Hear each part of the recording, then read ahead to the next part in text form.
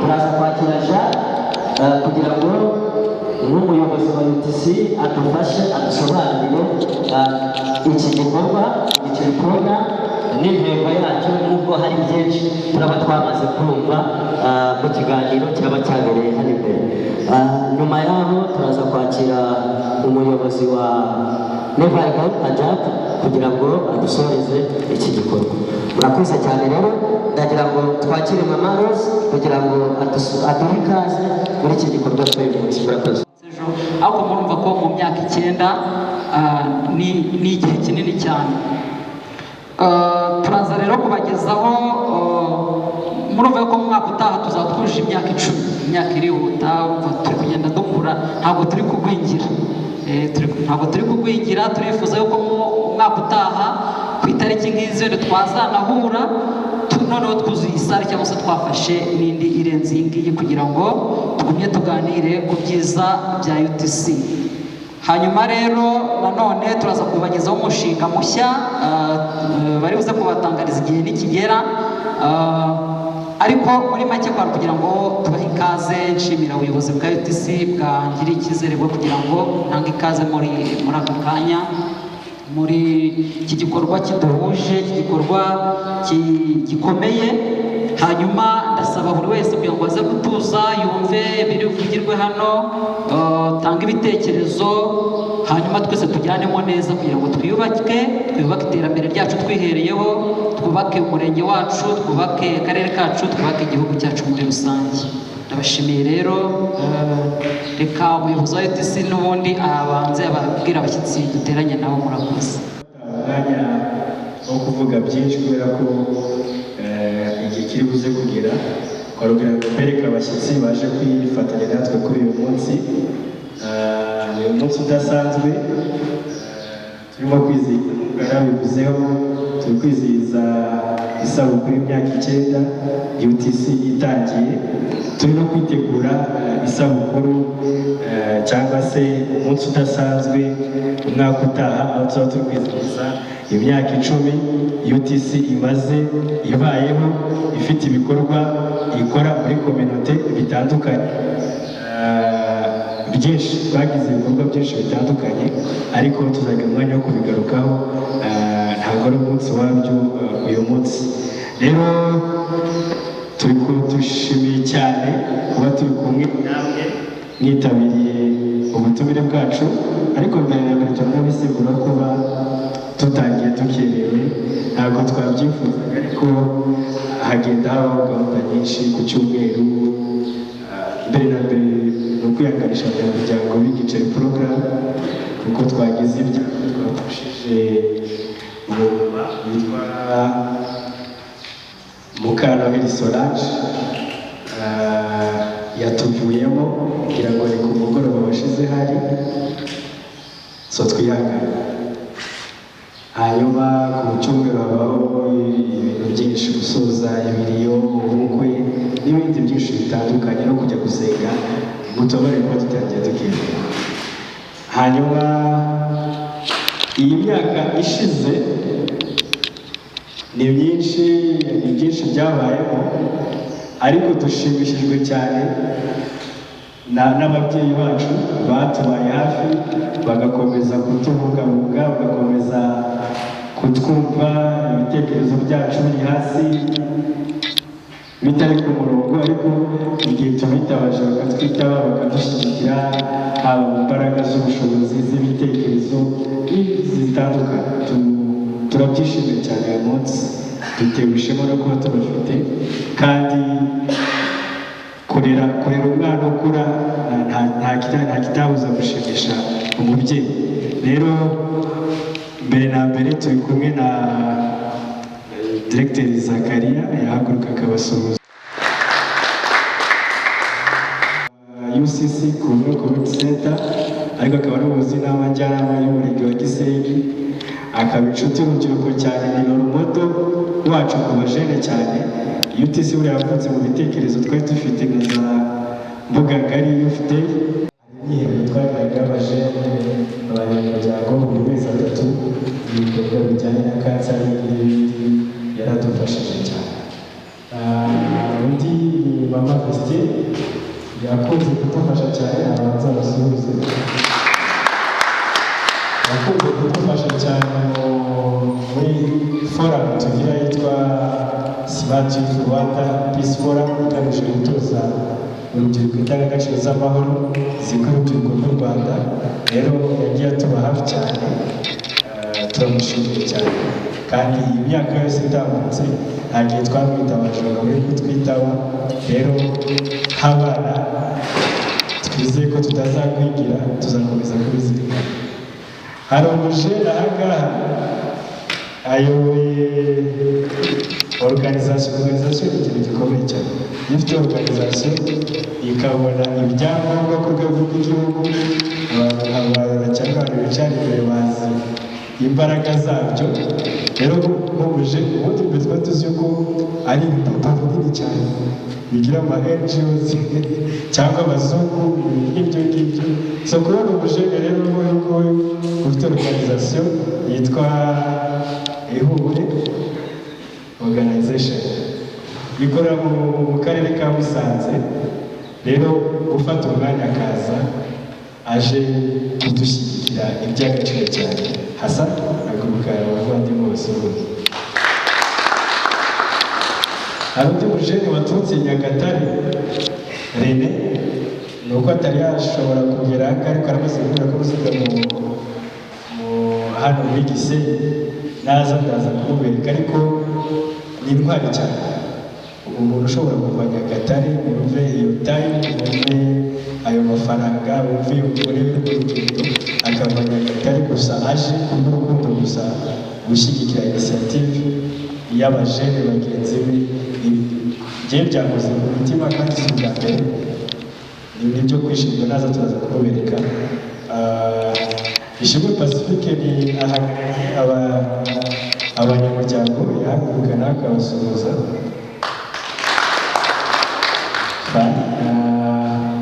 Abandi rero twese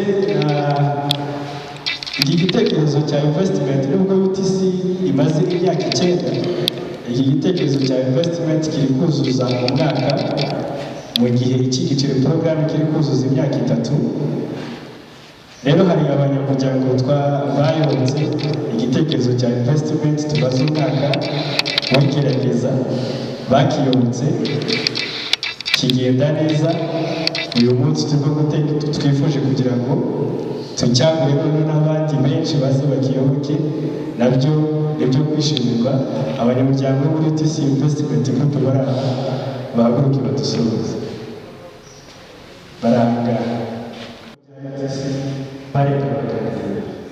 rero tukubyishimira kandi turizera ko uzakomeza kutuba hafi kugira ngo dukomeze kubibungabunga. Nuko rero nakomeje gufata umwanya, amasaha yanjye kandi hari n'undi mwanya uze gufata wo kuza kubagezaho igitekerezo nyir'izina cy'uyu munsi. Reka nsoze gusiga umwanya hanyuma dukomeze. Hagati ariko ndabashimira twiyambuye kandi murakoze.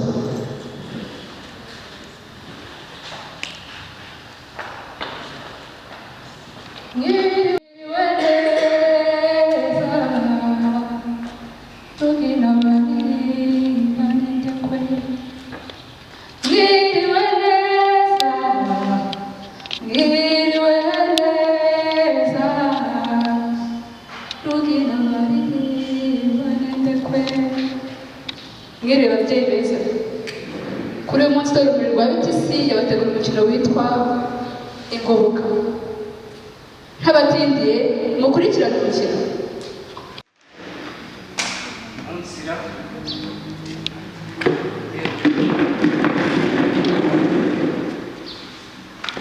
Okay, no, round out. Yo, Makura. Kano. Round. Round. Urakomeye? Urakomeye. Yiko, Makura. Round kabisa. Zikari kubayica. Amakuru makosa. Umaze ibiti wese. Ntabwo nibyawa. Reka ntabwo kiri kuba wadisha. Yagenze bitese. Uribuka ikimina twabagamo? Naracyumvise. Urakibuka? Ndakibuka. Yakingo nimba ari igiceri, ni igicerira? Ariko yubivuga igiceri porogara. Ubu rero bijya waruzi byarahindutse reka da ntabwo kikiri igiceri havuyemo umushinga ukomeye reka da ubu dufite umushinga w'ubwizigame burambye ishoramari ryawuzi ryitwa UTC Investment Group ngaho shara cyari mu nyanya we n'amandazi reka mbese urabona mbese buri ngo njyewe urambwira iki nyine kugira ngo nicyo cyanzima reka mubwire rero ndaje kugira ngo tuganire ku byo urambwira njye ndi kumva byarageze kure pe ndashaka nanjye kuzajya mu pe ariko n'ubundi wararangaye dutangiye igiceri porogaramu nkubwira ni ibintu dore imyaka ibaye itatu dukorayo reka da ambasha haraburikiza kandi nyine naje kugira ngo musobanurire sobanurira basi urumva buriya twasanze iyo tugabanya amafaranga tukagabana ku mwaka tukagura inyama tukagura abagura ibitenge ntabwo bihagije reka da ahubwo twahisemo kugira ngo nibura tugire uburyo twajya dufata amafaranga dukuremo kwishimisha ariko tunateganyirize ejo hazaza abana bacu imiryango yacu ejo izagira ejo heza ni bwa bwizigame bw'igihe kirekire mbese tuwabimenya ubwizigame bw'igihe kirekire twumva mwarateye imbere amfasha ni ukuri mwateye imbere kugeza ubu kugeza ku isaha ndakubwira ko ibintu ari tayari uzi ko utaza muri ya myaka ishize utazaba witwa boringo uzaba witwa miliyoneri uza nkandagira akamodoka reka da nizere ko utazanca ariko nanjye ngiye kujyamo n'ubundi bigenze bite se none izabaye wenda kubonye bigenze bite se byarangiye mbese mvuye mu byahi ndamanuka byamutuma yego ndamanutse mu maguru tumugushaka umugabo ugira ubukure byagenze bite se byarangiye nuza n'ubwiye gukuranga uvuga ngatabaza n'ubwiye ngo rujanga nahaje byarangiye bigenze bite inzu byarangiye inzu se mu gusa byarangiye bite none inzu bite yayishize ku soko se ko noneho inzu ya mbese nta n'icyo kuramira yagombotse yose inzu yanjye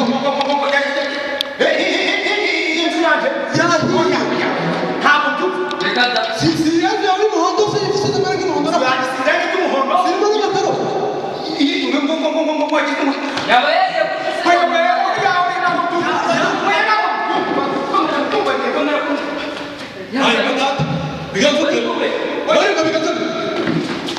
tumujyane kwa muganga tukaba dutwaye bari mu rugo kandi turagenda neza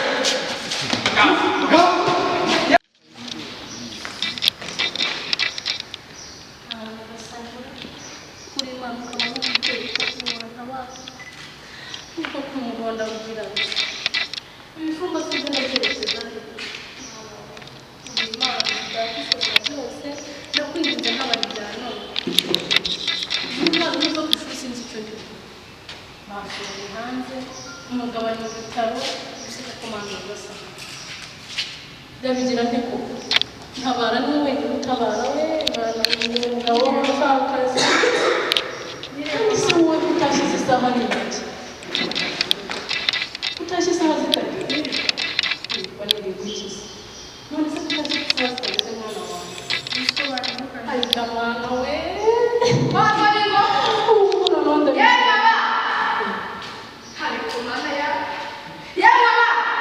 we haragarutse no kwibaza ariko nigute njyewe nsigaye nkomanga mu nzu zanjye mubwire nigute nsigaye nkomanga mu nzu zanjye arega muratambarara mukicara nasibakishije amenyo tuyinyage ni ukuri nawe warabyemera ntuzamurize rero mbabarire cyane sibyo mbabarire urandebera rwandura ubu se ndajya hirya rero wa muntu tuganire twitonze namuhaye irarangira yari amaze amezi kuri mwa bantu byose birarangira none ndi kumubwira ngo nsohokere mu nzu ya mbere y'ibamba umugabo wanjye ari muri komara naraye ahangaha ndi kumubwira ngo nsohokere mu nzu uyu mubyeyi yananiye we n'umukobwa ntosengire hari uko nagize wirukanye ku ishuri koko wandabaye nose njye ndifarije ndikize umunsi umwe nibura mva benshi mumbabarire mufate utuntu twanyu mumvire ahangaha ukabyara ndakwinginze gusabye ariko uri kungerageza mubyeyi mbabarira utanahura hasi ntabaraga nifite zo kujya mu mpanga nawe ngiye kurara hanze n'umwana ariko mama ariko siko musize wabyukigiye ngo ni umwana hanze sinzi ari imana yaziguhaye wawe ko ari imana nawe ufite imana ari nese hanze vuba ndava hanze ariko ntisoke ahangaha mwana wawe nabagirira impuhwe nta n'ikintu mbabwira ariko dore baracyafite imiteto nta kundi twagenda twe tugenda oya mumbabarire rwose ntabwo ntabagize ese umunsi umwe mumbabarire umunsi umwe wonyine oya murarigiye kujya kureba umuyobozi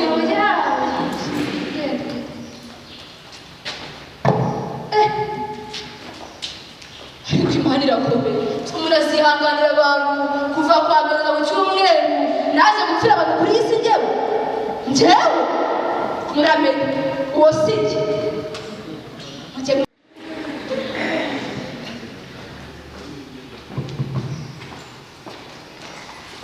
muraho neza nawe ugomba kunyumva murakoze ndagira ngo mbashimire mbere na mbere uko mwitabiriye inteko rusange y'uyu munsi y'abanyamuryango ba UTC Investment Group nk'uko mubizi tugira inteko rusange y'abanyamuryango kabiri mu mwaka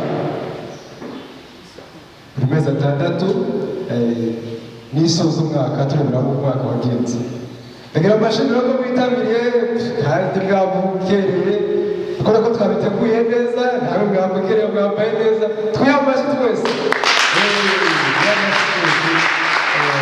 ikindi biro mugenzi wawe mwegeranye ati wakoze kuza rwose ko uyu munsi ni umunsi w'ibirori dufite byinshi byo kwishimira twagezeho uyu mwaka rero umwaka watugendeye neza muri UTC Investment Group twakoze byagenze neza niyo mpamvu uri kubona ko ufite icyo kunywa amazi ariko turabona n'akandi nyuma kari buze si byo se turabona kandi nyuma ariko tumaze kumva uko ingamba twafashe no kurebera ko umwaka wagenze nk'uko mubizi rero ikigambiriwe muri UTC Investment Group intego yacu ni imwe ukubaka ishoramari rirambye kandi ryagutse tuzabyubaka gute rero ni bwa buryo busanzwe tuziga mu make duhuza ubushobozi ufite icyo afite akizanira mugenzi we twese tuzamurana kuko mubizi rero uyu mwaka twari dufite ingengo y'imari ya miliyoni 30 byagenze neza twagurije abanyamuryango bacu twahaye abanyamuryango inguzanyo 55 zabafasha kwiteza imbere bamwe bavugura amazu yabo abandi bagura ubucuruzi urabona nyine iduka rya Pascal na Musoko isoko rifu turamushimira rero ku buryo inguzanyo ikoresha neza akiteza imbere n'abandi mwese ni karibu kandi muzi neza ko n'inguzanyo dufashe zidufasha kwiteza imbere tukanagura ibikorwa byacu hanyuma rero inguzanyo twatanze dufite inyungu twungutse zingana na miliyoni 10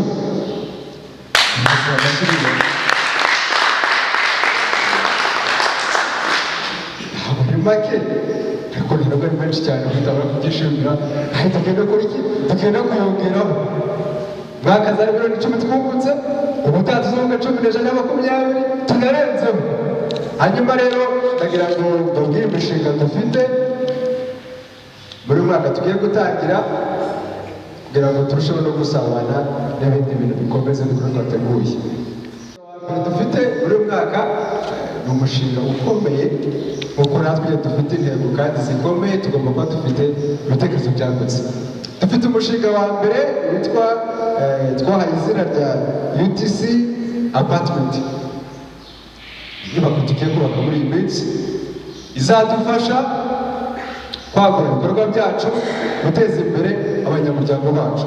Iyo nyubako ifite agaciro k'amafaranga miliyoni 69 n'amafaranga 75 y'u Rwanda. Ukumva ko iyi imari ikomeye, ariko tuzi ko igikorwa kirambye kizadufasha kwiteza imbere kandi tukubaka n'ishoramari rirambye nk'uko tubivuga mu ntego zacu. Undi mushinga wa kabiri dufite ni uko duteganya ko tugiye kuzatanga inguzanyo mu buryo bworoshye, aho muza gukoresha amatelefone yanyu tukabaha inguzanyo mukiteza imbere aho muri hose, bikabafasha korohereza akazi kanyu natwe tukatworohereza. Ikindi tugakoresha uburyo bw'ikoranabuhanga bizigamira yacu, cyangwa inguzanyo cy'ijana ukaza ku biro tugasanga mu isoko, bigatuma bitagenderezwa gukoresha uburyo bw'ikoranabuhanga buzafasha kwiteza imbere. Undi mushinga wa gatatu ni umushinga nawo nk'uko mubizi ntabwo dufite gushyira hamwe amafaranga gusa ngo twubake ubukungu gusa, ngo dufite ubuvandimwe. Dukeneye kubaka ubuvandimwe, twubaka urukundo hagati yacu. Nk'uko mubizi rero umuvandimwe Bolingo twabonaga cyangwa se tubana n'ubundi mu muryango, uzi ko yagize ibyago inzu ikagira inkongi y'umuriro, nyine igafatwa igashya igakongoka agasubira inyuma. Byatubabaje kandi ntabwo bitababaza, byatumye asubira inyuma mu bukungu bwe. Muzeza ko amaze igihe arwaye, n'ubu aracyari kuri koma, umuryango we ntabwo umerewe neza. Ndagira nsabe madamu Bolingo yegere hano imbere nze kugira icyo mvuga, nawe ari ahangaha. Madamu Bolingo dukomeje kumwihanganisha ku bw'ibyago bagize mu rugo, kandi nk'uko mubizi Bolingo twabanye neza, turacyabana neza. Rero UTC Investment Group hamwe na board twabitekerejeho neza, dusanga hari icyo twamukorera cyatuma nyine ibibazo bihari hari icyo twabigabanyaho. Twaje gusanga rero nk'uko mubizi inzu yanyu yagize ibyago irakongoka, n'ibindi musubira inyuma. UTC Investment Group na board ko mwadutoye twaberebeye hamwe, turasesengura dusanga ariko muri icyo twagukorera. Rero ndagira ngo batangarize neza yuko uyu munsi wa none nyuma yo kuva ahangaha n'abashyitsi baze kutwemerera tujyane n'umuvandimwe, tuze kujya gusura inzu twamwubakiye, amaze gutaha uyu munsi tuzagutunga agakomeza kuba hanze.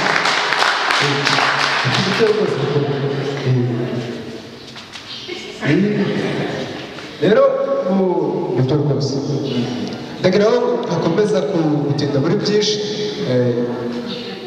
Nshobokiye ahangaha niba hari akandi ko kubaga hari bakabazanye tukomeze turame, hanyuma tuze gusoreza kuri ya nzu.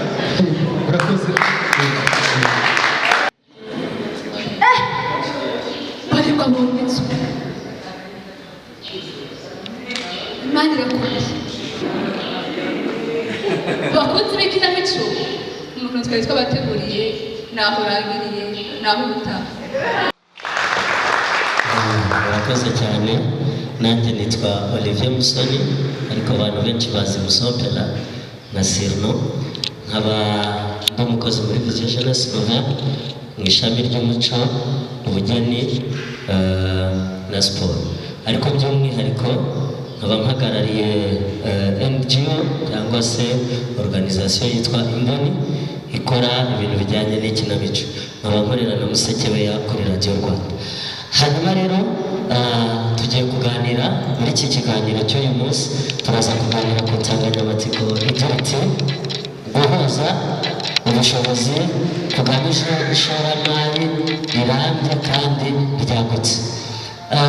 Ndagira ngo muri iki kiganiro nk'uko bamaze kutwibwira, ndagira ngo tubanze twumve iyi nsanganyamatsiko se abashyitsi bacu bo bayumva bate. Reka duhere hano kwa Papa Nora kugira ngo adusobanurire iyi nsanganyamatsiko we ari kuyumva ate. Murakoze. Murakoze. Ngira ngo iyi nsanganyamatsiko hashize iminsi mike ya Jacques yayimpaye, ariko nabanje gutekereza isike njye gusoma ibitabo, njye gushakisha amakuru, ariko ndavuga nti ntabwo ari byiza ko njya kureba iby'abandi bagendeye, ahubwo ntekereza ko ibyo byose mbabwiye ibyo ngewe mviva ni byiza gusumbya uko najya kubabwira inkuru z'abandi. Si byo byiza? Benshi hano turaziranye, ntabwo maze igihe kinini nshatse, ngo harimo ijambo guhuza ubushobozi, nicyo ngiye guhera. Siko biri? Niba bava mu guhuza ubushobozi kugamije ishoramari rirambye kandi ryagutse, ni ukuvuga ko igihe cyose uhuje n'abandi, sibyo, ushobora gukora ibintu birambye kandi bimaze igihe kirekire. Bajya bavuga ngo iyo ushaka kugera kure ugendana n'abandi, ariko ushaka kwihuta ugenda wenyine. Siko biri? Ni ukuvuga ngo reka mbabwire inkuru y'imbaho nyine nibyo byiza, sibyo? Hano mu byaye ntuye hari igihe mvuga ngo ngiye mu mujyi, iyo ndi njyenyine birangora, mpita ntega akamoto nyine kuko ntabwo ndagira imodoka cyangwa se ikindi kinyabiziga. Ariko iyo mbonye umuntu tugendana, nshobora no kuva hano tukagenda gahoro gahoro tukagera ahantu kure cyane. Hari umushuti wanjye utuye hano ruguru mbuga ngari, tujya tumanukana twagera nk'ahantu bipfata igihe narushye, ariko twajyanye. Ariko iyo nza kuba ndi njyenyine nari kuba nateze, ntabwo njye nzamuka njyenyine n'amaguru, ntabwo wambona mu muhanda nzamuka n'amaguru njyenyine. Ngiye kugaruka ku ijambo ryitwa guhuza ubushobozi. Guhuza ubushobozi bigufasha kuba wagenda ukagera kure kumwe n'abandi, sibyo? Ku kimwe mu nkuru iyo navuga kijyanye n'ubundi mu kijyanye no guhuza ubushobozi, ni gake cyane ushobora kujya kubona umuntu, abantu benshi bakunze kuba mu buzima buciriritse, ushobora kuba uhembwa nka 300 ku gihe kingana n'ukwezi uri umukozi. Tuvuge nk'uyu modereta turi kumwe, ashobora kuba ntabwo azi umushahara ariko ni urugero mfashe, ariko gusevinga byibuza miliyoni ku mwaka bikakunanira. Ariko waba uri kumwe n'abantu ukavuga uti ngewe reka nihe intego y'umwaka, tuzajya turasa ku ntego. Hari ukuntu abantu kurasa ku ntego umwaka urangiye. Iyo ugenda usevinga duke duke kandi wowe ubwawe ntubasha kudusevinga, wasevinga duke duke ujya gushiduka wa mwaka ugeze ya miliyoni warayigezeho. Kandi ntekereza ko ni bake cyane, sinzi ko binakunda gushoboka. Hari umuntu umwe n'inshuti yanjye njye nawe kumva bwira ubuzima, yarambwiye ati akorera 1,500,000 ku kwezi, niyo yahembwaga uwo musore twariganye. Ariko umwaka wajya kurangira nta na miliyoni afite y'abamuna arabashije gusevinga. Ariko uramutse uhuye n'abandi kuyasevinga ukagera kuri ya miliyoni biroroshye, kubera ko wafatikanyije n'abandi. So rero ushobora kugera kure ujyanye n'abandi, ariko ushobora kwihuta ntugere kure uri wenyine. Numva aricyo navuga. Arakoze cyane. Tujya kwa Tatoza kare natubwire uko yumva iyi nsanganyamatsiko. Murakoze. Urebye uko bayumva nanjye bijya gusa nabyo, ariko igihe ndibonamo ibindi bintu bitatu. Ariko buriya umuntu iyo twakoreye inama hano, musome hariya mu bagabo,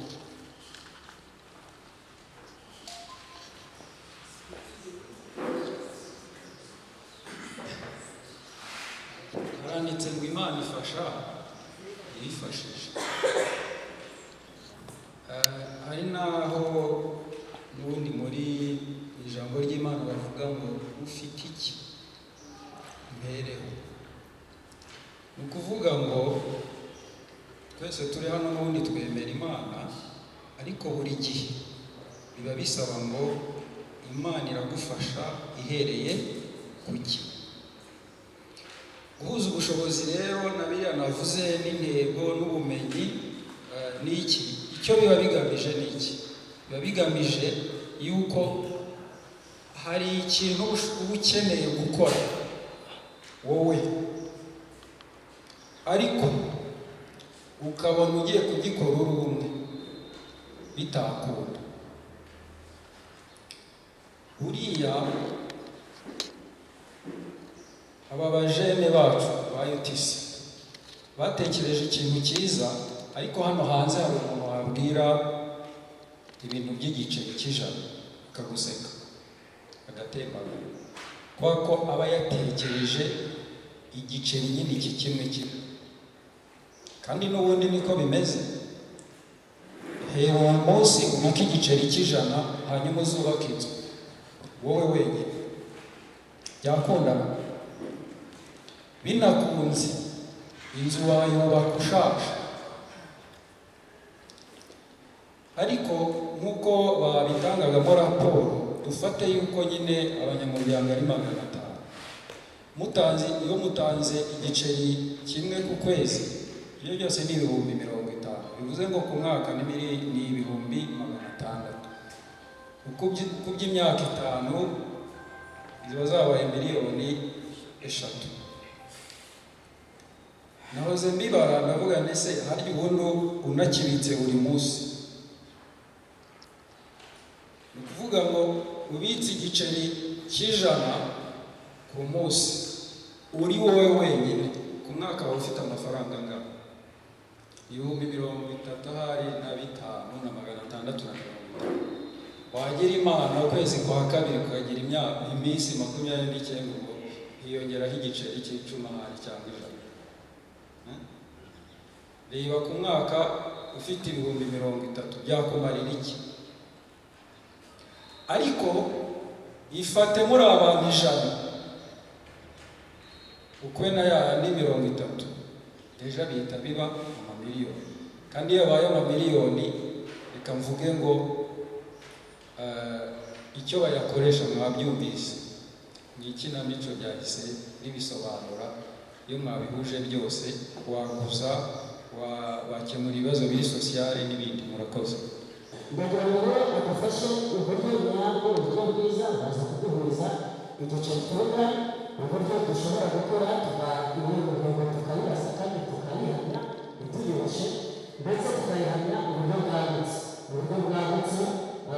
Wenda reka dusobanure kugira ngo birusheho kumvikana. Wadusobanura kuri ka kantu gatoya, k'akantu dushobora kubika ari gatoya. Noneho ndagira ngo uyu munsi wa none ufate rya jambo batubwiye buri munsi bw'iki giceri cy'uyu munsi, utwereke noneho uburyo dushobora kwagura n'uburyo dushobora kurasa kuri iyo ntego byagutse, kabone n'uburyo twagera kuri ubwo bushobozi butoya ubuvuye mu bw'igiceri twatangiye. Murakoze. Murakoze cyane.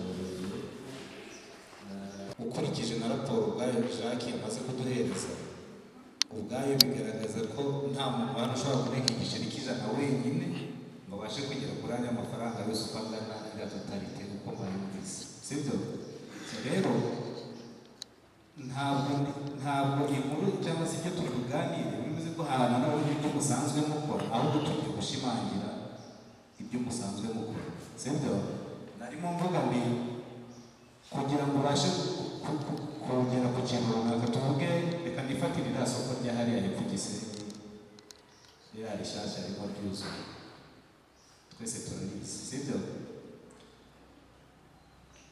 Uri umuntu kugira ngo byubake ku bushobozi bw'abantu, sinzi abanyamigabane uko bafite ubushobozi bwabo bungana, ariko se mwari muzi ko yuko isukari yakubaka ririya soko?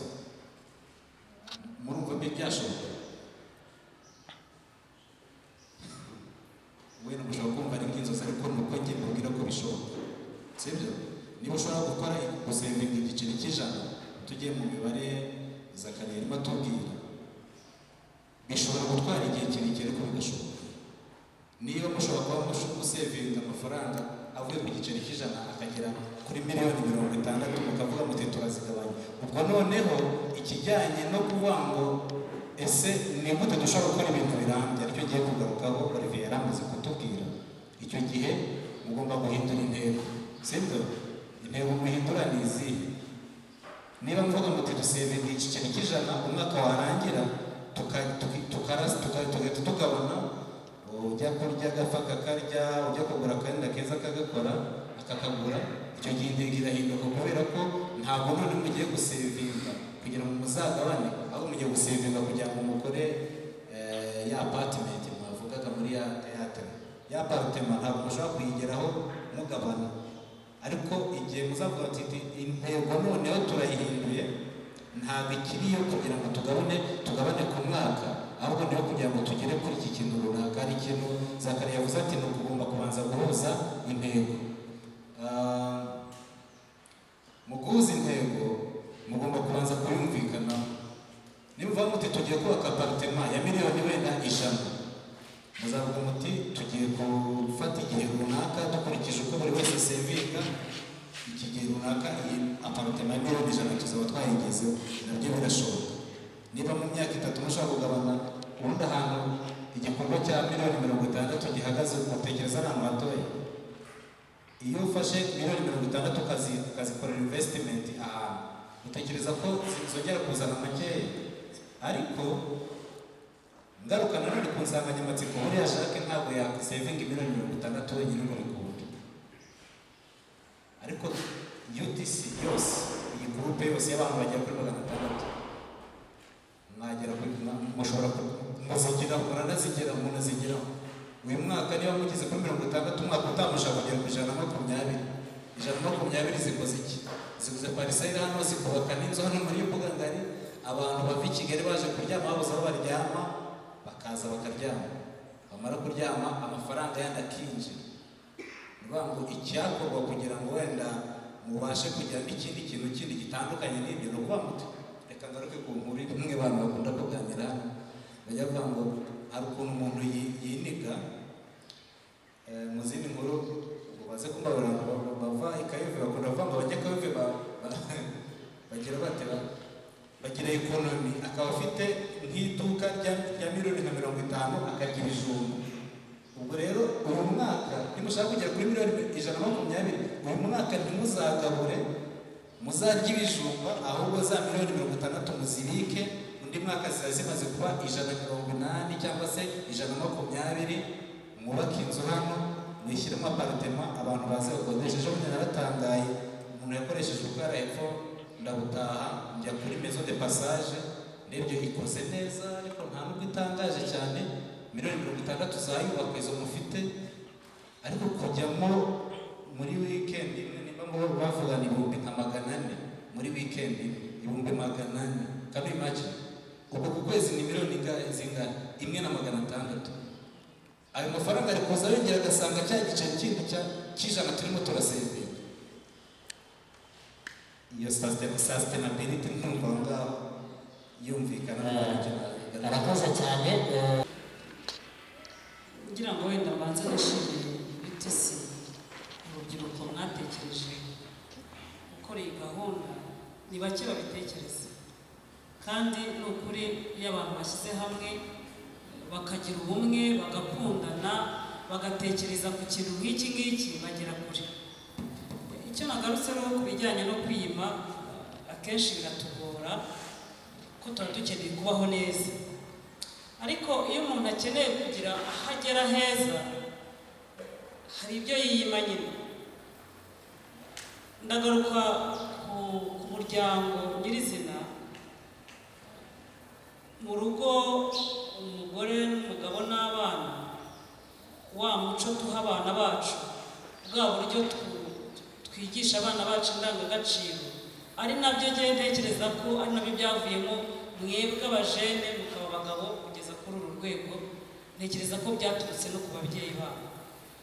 Buriya iyo umwana yakuze azi ko iwabo bafite uburyo bajera ubuzima bwa buri munsi badasesagura, umwana akumva ko umubyeyi akamubwira ati mwana wanjye kiriya giceri ndagaruka gatoya. Hari igihe twize dupanga kujya utuntu tw'utubuwate, abantu bo mu isoko hano barabizi cyane, utuntu tw'utubuwate abantu bakunda bacuruza no ku bariya bakora intebe, hari utuntu tw'utubuwate tw'udukese umuntu afata akagashyira mu rugo.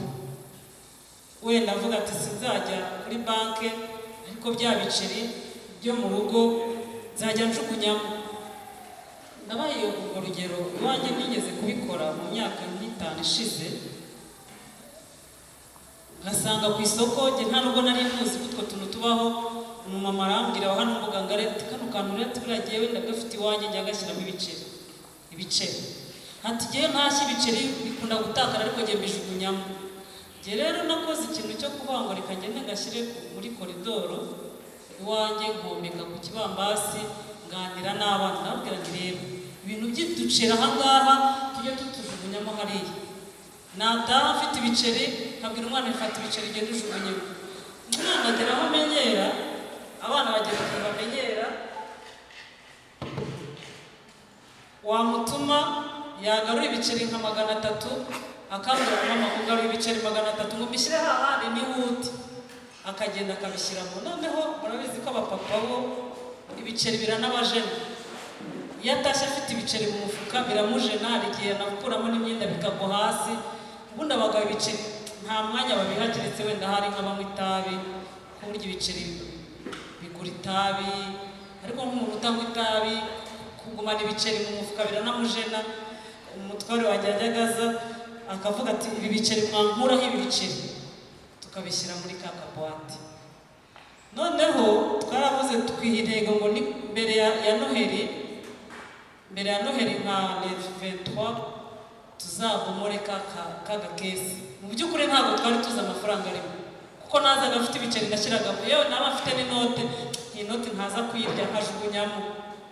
Natunguwe no kubona, nabwiye umwana nti mujye kuzana kagakesi turebe amafaranga arimo. Twarabaze ko hari igihe nashyiragamo na 5, noneho n'umugabo wanjye nawe abyumva yajya afite nka 2 agashyiramo, nta n'umuntu uhari, uje wese icyo afite agashyiramo. Twaje gutungurwa no gufungura ako gakesi kandi twari twabitangiye nko mu kwezi kwa 3. Turafungura dusuka ku meza, noneho umwana akavuga mama na 5, none se igiceri kigiyemo hano havamo n'inote, kuko bo bari bazi ko ari igiceri nyine tukiramo gusa. Nanjye numurwa n'ibyo izo note za 5 sinari nzi ko zirimo. Twarabaze dusanga ari 642.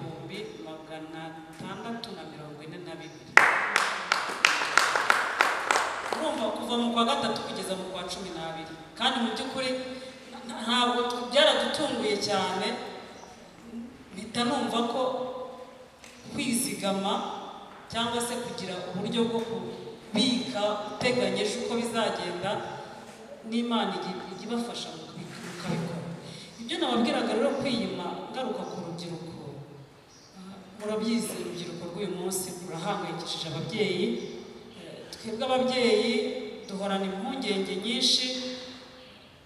Iyo ureba umwana wawe uramwigisha uburyo yitwara, ariko byagera mu myaka ya adolescence umwana akagucanga. Aho urubyiruko rwacu rero rwabaye abakiriya b'utubari twinshi, bo barara mu mabuwate kandi bakoresha amafaranga menshi. Nta mujene ushobora gusohoka adafite byibura 50 mu mufuka, kuko niba ajyanye n'inkumi agomba kuyemeza kugira ngo amwereke ko afite amafaranga, kandi wenda ari nayo yonyine afite imbere n'inyuma. Ahubwo ejo ugasanga wenda arabwiranye ati mama wampa 1000 ngashyira muri telefone, kandi yari 50.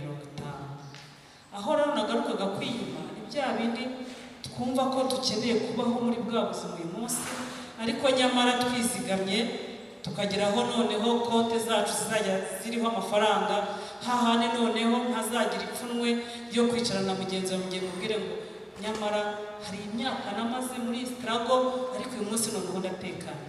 Ubu ari Rora yabahuhamya, ari Papa Zakariya yabahuhamya, avuga ati jyewe uyu munsi aho mpagaze uyu munsi nanjye noneho mfite abo ngomba gufasha, mfite benshi fasha, kubera ko hari uburyo niyimye ndizirika sinaryama.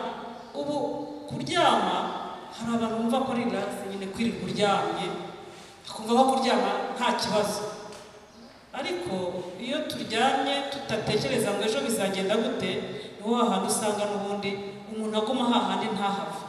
Rero UTC icyo mbashimira ni uko ibyo byose mwabirenze, mukarenga ya maraha abandi babona babamo adafite aho azagarukira, mwe mukiyemeza muti duhere ku giceri cy'ijana, ndetse tunasansibirize n'abandi. ahubwo njye navuga ngo uyu munsi mukore marketing ihagije, ab'ibiceri b'ijana baza ari benshi cyane, bave kuri 500 bagere ku 2000. Hano Gisenyi dufite abaturage benshi cyane, ariko iki kintu kimenyekanye ntekereza ko buri muntu wese yagira ishyaka kandi bitamugoye. Kubika 1000-2000 ntabwo byamugora, nyuma y'ukwezi, nyuma y'umwaka ugasanga ya konte ifite uko ihagaze. Ndumva ari ubwo buryo kandi ntekereza ko byafasha benshi. Macurinya narakoze cyane. Izi ntego eshatu ni nziza kandi ni intego z'ingenzi. Kuzigama twese twakomeje kubivuga, Banora yabivuze, Mama Cyurinyana yabivuze. Kugobokana impamvu nabitekereje nuko nabonye muri ya kinamico uburyo bagobotse wabona mu nzu, niyo mpamvu nahise nshiramo kugobokana.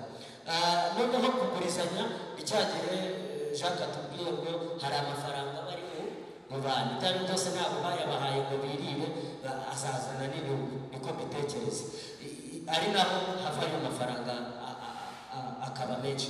Ndagira ngo rero iki kintu wenda Papa Kare wakomeje kukivugaho, ese izi ntego eshatu zirahagije ubwazo, zibuze abanyamuryango, cyangwa se hari ubundi buryo twazagura, cyangwa se hari izindi zakwiyongeramo kugira ngo igiceri program, narinde kuvuga ngo kibe inoti program, ariko ntabwo ari cyo, ababikoze bafite icyo bari bagamije n'icyo bashakaga kwerekana, uburyo byakwaguka izi ntego eshatu, niba twazongera, niba twazagura mu buhe buryo, cyangwa se niba hariyo mubona itatwinjiriza cyane, tukaba wenda yo twayishyira ku ruhande tugafata ebyiri. Murakoze. Ni ikibazo cyiza, nihuse kuri jyewe ntabwo zihagije, haracyabura izindi. Impamvu hari ibyo nababwiye bijyanye n'intego, ariko hakenewe nyine n'ubumenyi. Urumva abantu 300 niba mugeze muri 300 cyangwa 500, hari ibindi bintu mwagombye kwexploita. Reka mubaze ariya mafaranga muyabika muri iyi banki? Dufite konti muri Sako. Manager wa Sako na manager wa BPR bari hehe muri iyi nama? ntabwo babonye umwanya twatwabuze. Urumva aho ndimo nganisha? Ni ukuvuga ngo muri ya timu yabo harimo abantu bafite ubumenyi, harimo abantu bafite impano n'ubumenyi ngiro. Ibyo byose hari uburyo bashobora kubafasha n'ubundi kwaguka birenze, kuko insanganyamatsiko ivuga ni ishoramari rirambye, sibyo? Kuri jyewe muri hangana ndabacalenjinga, nababwiye ni ubumenyi nyine tugomba kwiga. Harimo abize, njye ndimo nabibabwira nk'umuntu wize ibintu by'imishinga, masters muri project management. Ni ukuvuga ngo birasaba ubumenyi n'ubundi mwifitemo mu banyamuryango, mubuzane ntibirangirire kuri ziriya ntego eshatu, kuko ziriya ntego eshatu kuri jyewe ntabwo mbibona yuko ariyo investment irambye, ahubwo ni igitangirira investment irambye, sibyo? Kuko ubu ngubu nyine ya apartment ntayihari, turacyagurizanya, buri wese akajya gukemura ibibazo bye, turacyafasha wa muntu wagize ibyago, hanyuma tukanizigama. Ariko dukeneye iki? Ya investment irambye, kwinvestisa kugira ngo tubone indi investment irambye. Aha rero reka sinzi umujene uri tayari mubaza ikibazo. Uri tayari ni kiroroshye. Yego urakoze cyane.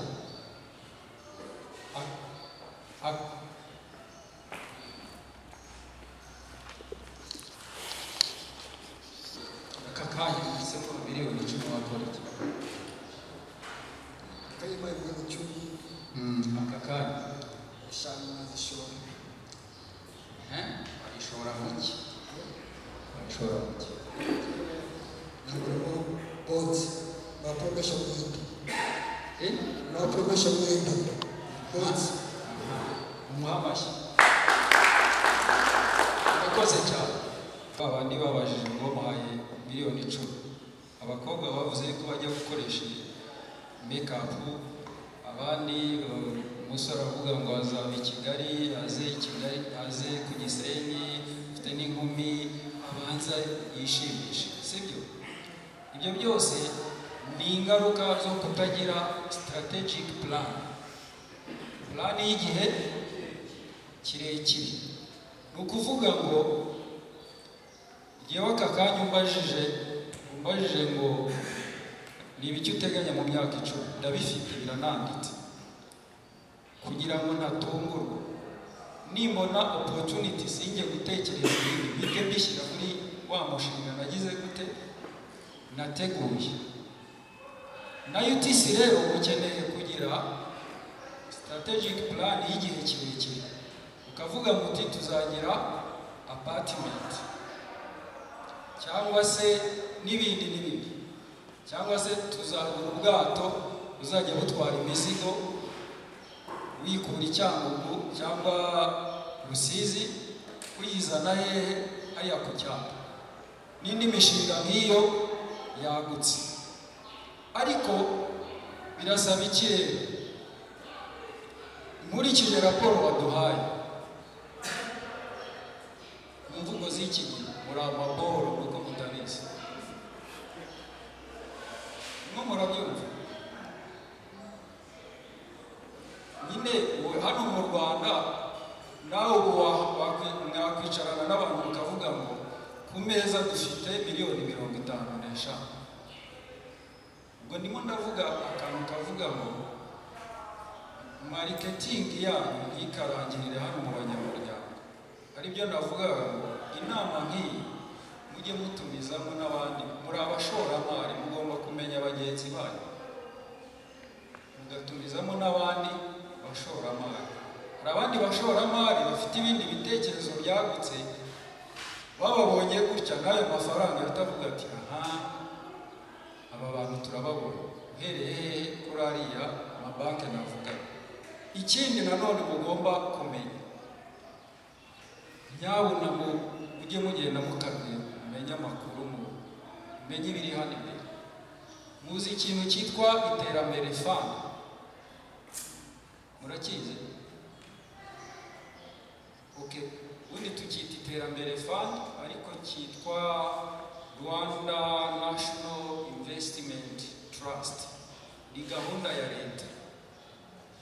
Ni ikintu gifasha umuntu ku giti cye, gishobora gufasha company, gishobora gufasha koperative, gishobora gufasha umuntu uwo ari we wese. Ni gahunda ya leta.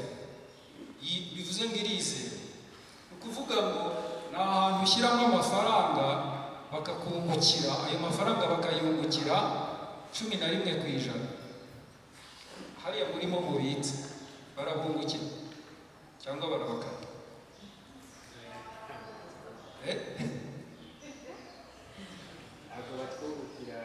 Ntibanabakata, ahubwo mubaha amafaranga yanyu bo bakayacuruza.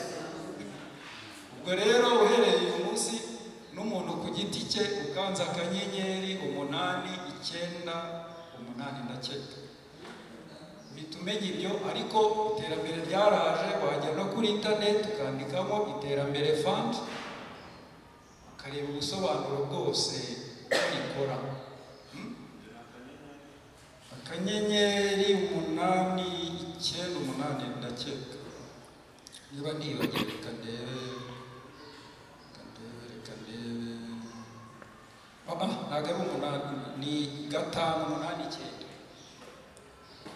kandi biri ku ikoranabuhanga nawe akakanya ushatse ushobora gushyiramo ku mafaranga uhereye ku bihumbi 2,000. ubwo ndimo ndavuga ku muntu ku giti cye, ariko abantu benshi nanjye ubwanjye hari amafaranga ashyiramo ku kwezi, sibyo?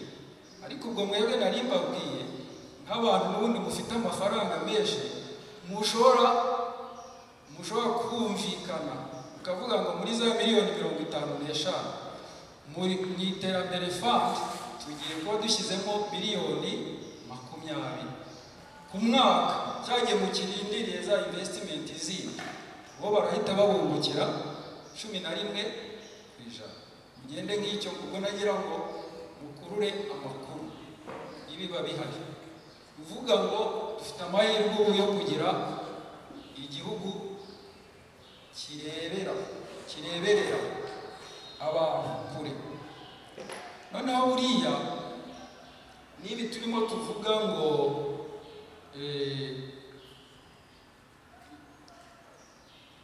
guhuza ubushobozi, iterambere ryagutse, nukuri abayobozi b'igihugu barabitubwira buri munsi, ndabeshya? none se nyakubahwa perezida wa repubulika yavuze ngo bya bintu bitatu nimujya mu byumva ntibihura n'ibira ngo ubumwe bwacu, sibyo? hanyuma kubazwa inshingano, hanyuma no kureba kure. ibyo bintu ntaho bihurira n'ibi turimo. ubumwe nyine ni ukumwishyiza hamwe, ariko n'inshingano nyine urazibazwa. mwagiye hamwe ariko hari igice ubazwa. mwagiye hamwe iyo wasabye inguzanyo hari uburyo ugomba kugira gute kuzishyura.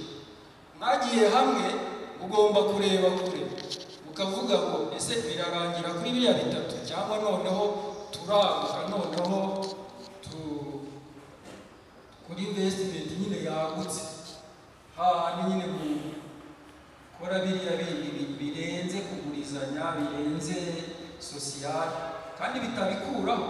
ibyo bikaba bihari ariko dufite intego yagutse noneho yo kugeraho. nsoza rero ibyo nagiye mvuga ibyo kugira ngo mubigereho ni ukuvuga ngo niba ushaka gutera imbere uzajya wegera n'abandi bateye imbere. ugahanga ndagaruka ku cy'abajene. niba nyine uri mu kigare cy'abaryoshye uzashiduka nyine isi yaragusize, sibyo? ariko nujya mu kigare nacyo ni ikigare cy'abandi bavuga ibiteza abantu imbere, byanze bikunze muzatera imbere. vuga ni rero aho mugeze ubu ngubu mutangire noneho mu ndimi z'amahanga mwimariketingi, mwimenyekanishe, ntimutinye ngo muri hasi. miliyoni 55 wavugaga zishobora kuba 100 ni amafaranga menshi ushobora gushyira ku meza n'abandi ba investors bayakeneye kandi namwe babakeneye, mukagira ibyo mwungurana, sibyo? ikindi nanone abajene, sinzi iminota dufite, ikindi nanone abajene cyangwa n'abantu muri rusange, abantu barashaka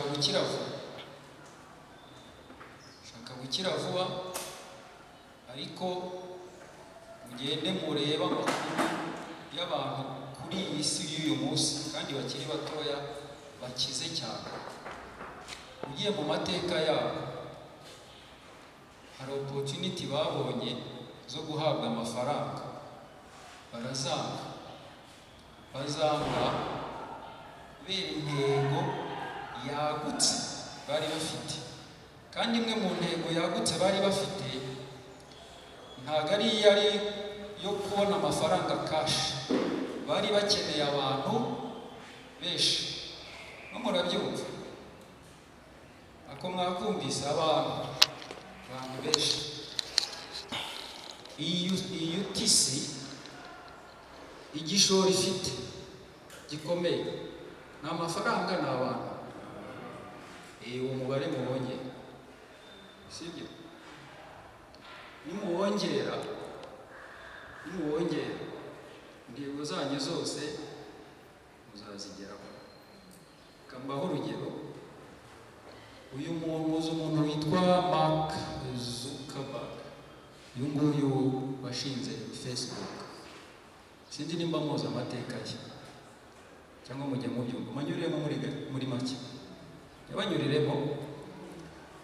Afite imyaka 22 yikuye mu ishuri ari muri university, ahagarika amasomo, ariko muri university yari yatangiye gukora iki ngiki twese tugenderaho cyitwa Facebook, agatangira kuvugana n'abandi banyeshuri biganaga mu byumba babaga barimo, babona birakunze. Ndakeka hashize igihe gito babikoze, icyitwa Yahoo ndumva muyizi. Yahoo yabonye ibyo bintu bakoze, urumva yari groupe y'abanyeshuri, bahita baza baramwegera kuko niwe wari ugihagarariye, nk'uko nyine Jacques ahagarariye UTC. Yahoo yari yarebye kure ivuga iti iki kintu dushobora kukibyaza umusaruro, bahise bamuha miliyari y'amadolari, bayimuhaye arayanga. Urumva ni amafaranga menshi, umwana w'imyaka 22 arayanga. Kubera iki? Yari afite intego. Ikintu cyamubayeho ni ikihe? Bagenzi be baravuze bati kuko wanga amafaranga, ubuza amahirwe ku myaka yawe miliyari y'amadolari, wahita ukira wakora ibintu byawe byose. Umuhungu arabangira, arababwira ati ntabwo ari ibyo nshaka. Ikintu cyabayeho,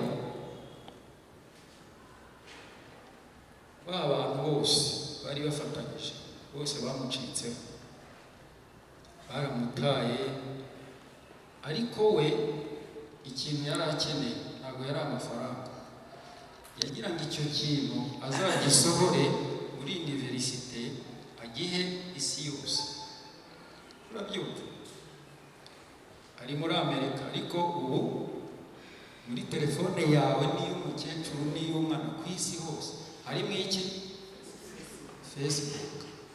Nuvuga ngo baramutaye, noneho nawe akazajya yibaza ati ese harya intego yanjye hari sinibeshye, kuko nyine bamaze kumuta bose asigara ari wenyine. Numva byaramugoye, ariko arakomeza arahanyanyeza, arayikora. Ikintu yahise akora application zayo zijya hehe? Mu matelefoni. Amaze kubikora, akora ikintu bita IPO muri Amerika cyangwa mu bihugu by'i Burayi. Ni ahantu ujya kumurikira abantu muri rusange igikorwa wakoze, kugira ngo yenda bagire gute bagitere inkunga. Nyuma y'umwaka umwe bagenzi be bamucitseho, yagiye kumurika uwo mushinga we. Uwo mushinga we ku isi niwo mushinga wa mbere wahise wakirwa n'abantu benshi. Uwo munsi awusohora yahise abona miliyari 164. Arangije, ntabwo ndimo ndagira ngo bumve nyine investment icyo ari cyo. Arangije yahise agura iki ngiki twita Instagram, ahita agura na WhatsApp, zihita ziyongera kuri Facebook.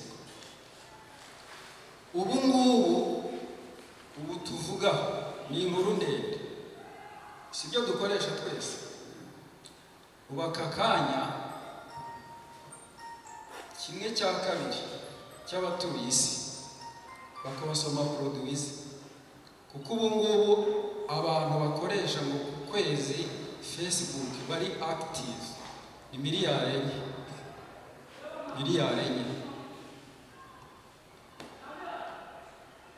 Fata miliyari enye gusa, yenda kuri buri muntu umwe nashaka amukureho 1/2 cy'idolari ku kwezi, ngo yaba yinjiza ngana ni menshi cyane. Ahangaha tukita twumva iki, imbaraga z'iki z'abakiriya cyangwa abantu benshi, urumva n'icyo yubakiyeho. Bivuze ngo rero natwe turebe ibyo bintu, tugire uburyo tumariketinga ibintu byacu. Ikindi nanone twegera abandi ba investors, sibyo? Iyo ugendana n'abakire utekereza nawe n'umukire, sibyo? Wagendana n'abandi badasobanutse, iyo babafashe bibye nawe bakujyana ngo bakeka, sibyo? Ubwo rero birasaba amahitamo. Murakoze. Arakoze cyane. Amashyi agaragaza ko nyine hari icyo bakuyemo kandi hari icyo bumvise. Turi kugenda tugera kugira ngo bize kudufasha kwihuta, twese tuganira twarahangaha, twese twumvise ibyo batubwiye n'ibyo batuganije. Reka nanjye wenda wihera nta kibazo cyanjye cya mbere, ariko ngo nta muntu ubashije ufite ariko bikarangira bibaye nk'umuti, aho kugira ngo abantu batere imbere nk'uko bateye imbere bashakaga gutera imbere, ahubwo y'amafaranga yatangira kuba menshi bakayarwaniramo, bayarwaniramo bikaba inkuru, bikaba impaka, bikarangira n'igikorwa gikorwa kizima.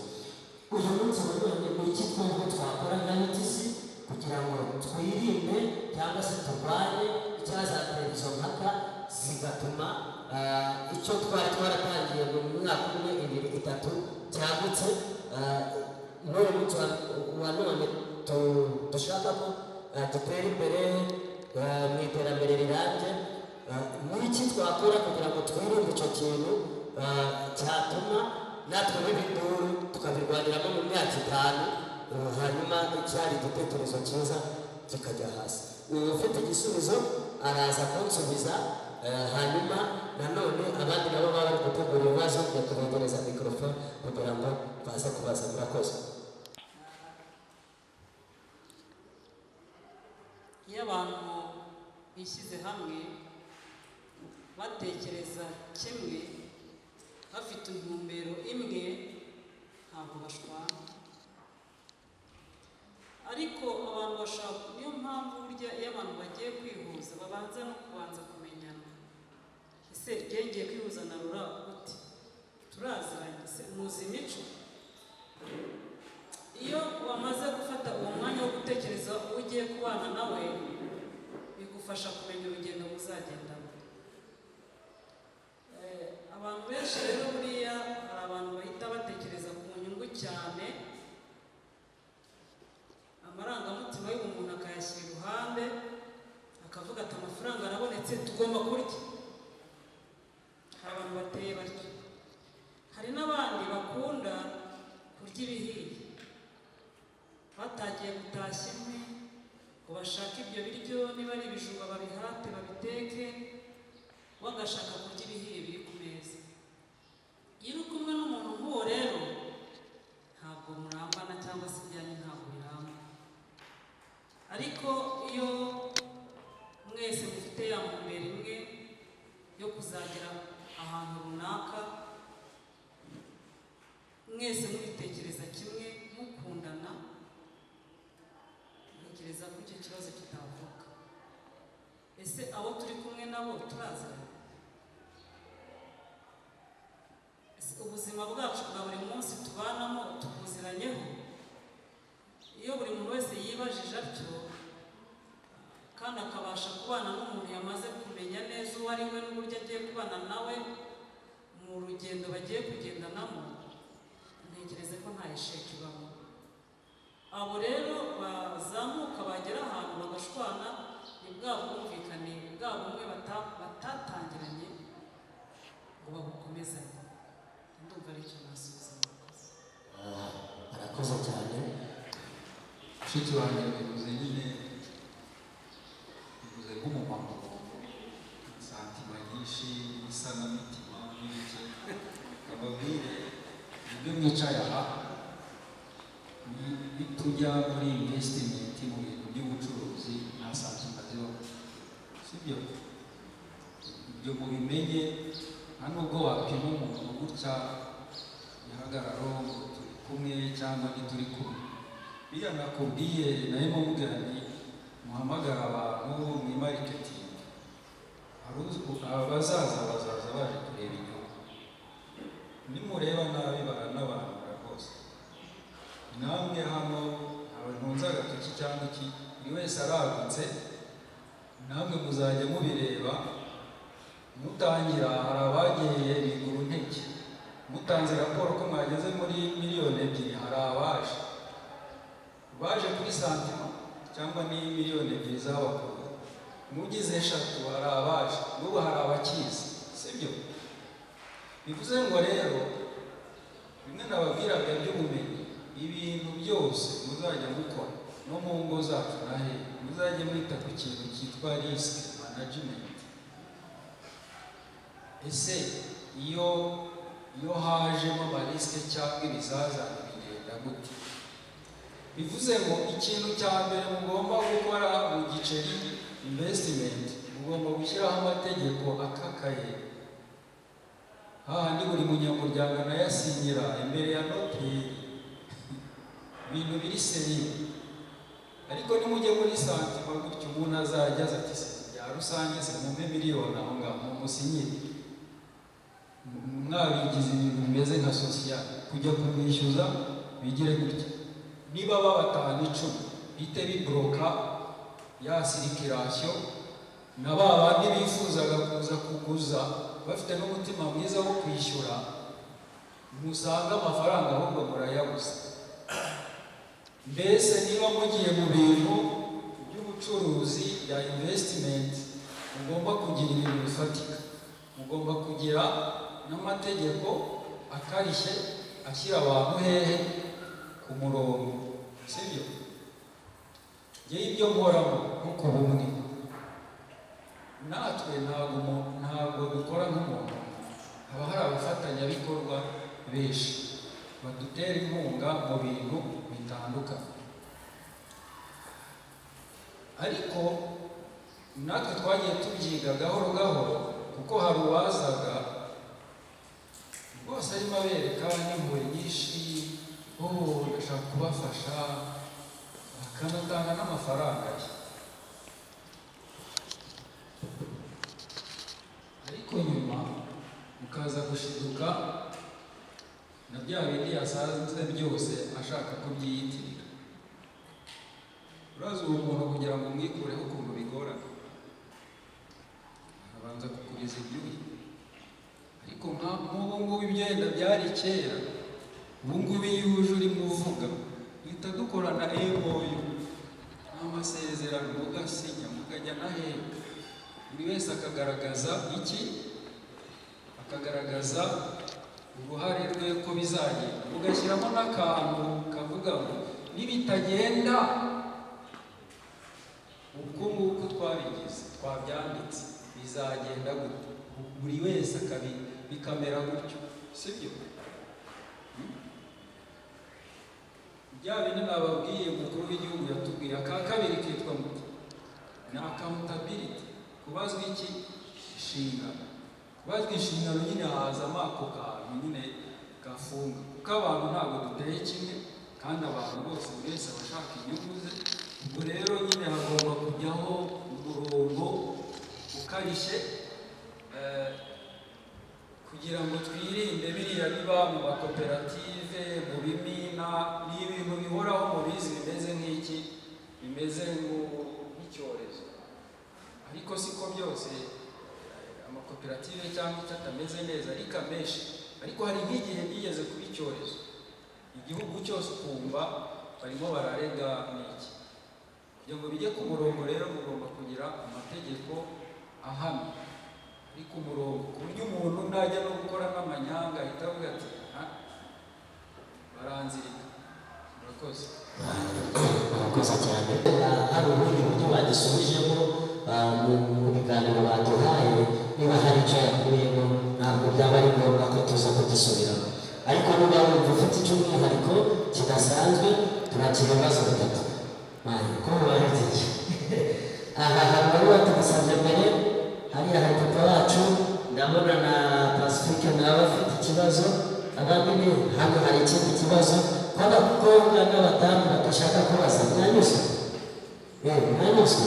Cyangwa ni cya kindi papa Zakariya tubwiye mu kanya mwebwe hazana amarangamutima. Aha tugiye gufata wenda turaza no kugira kubisubiza byihuse. Hari n'undi ufite igisubizo, sina ngombwa ko bigisandukana hariya gusa. Reka mvuge ngo nta n'ikosa riraba, nta kosa riraba. Ibintu byose iyo bikivuka nyine n'umuntu yavuka urabanza ugakambakamba ukagenda uhaguruka gutyo ugenda ukura, nta kibazo kiraba kandi ndakeka nta n'ikizaba. Ariko mwibuke kare dutangira ikiganiro njye nahise mbabwira ngo ntabwo ari uguhuza ubushobozi, nababwiye ngo harimo no guhuza iki, intego. Ko guhuza intego rero niho hazamo ibyo byose n'icyo umuvandimwe yari avuze, kandi izo ntego zishobora gukura, zishobora no guhinduka bitewe n'aho mugeze. Intego mwari mufite yari iyo kuyashyiramo, umwaka washira mukagira gute, mukayagabana. Ubu rero mugomba kongera mukicara mukavugurura iki, intego. Kuko twebwe uyu munsi mwadutumiye aha kugira ngo tuvuge ku ishoramari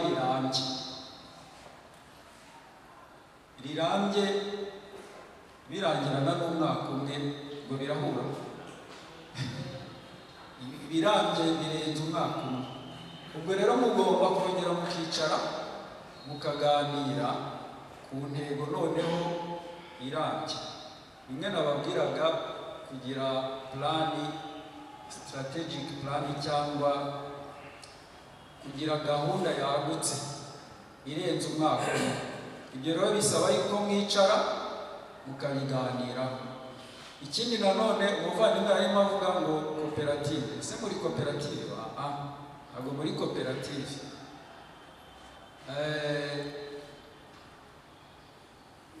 Ngiye yenda ku byo mbona hano investment iki, ahubwo biraganisha kuri kampani ahari, ni nkaho birimo bisa nkaho biganisha. Ibyo rero birasaba kwicara mugahuza ya ntego imwe nababwiraga, mugahuza bwa bumenyi nababwiye, mugahuza bwa bushobozi, kugira ngo ikintu noneho mugihe umurongo noneho wagutse.